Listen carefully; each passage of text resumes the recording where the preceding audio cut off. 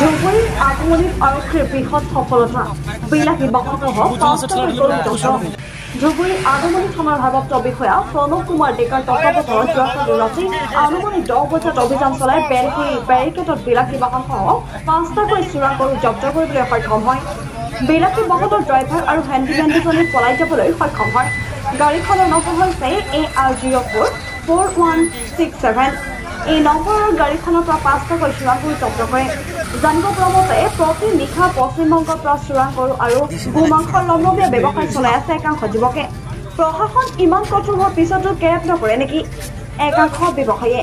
এই অবৈধ গৰু ব্যৱসায় আৰু গোমাংস ব্যৱসায় বন্ধ কৰাৰ কাৰণে ধুবুৰী প্ৰশাসনে বেলেগ ব্যৱস্থা গ্ৰহণ কৰিবনে? এয়া হ'ব পৰৱৰ্তী সময়ত লক্ষণীয়। গোলকপুঞ্জৰ পৰা তপন ৰায়ৰ ৰিপৰ্ট তালৈ টেলিফোন অসম।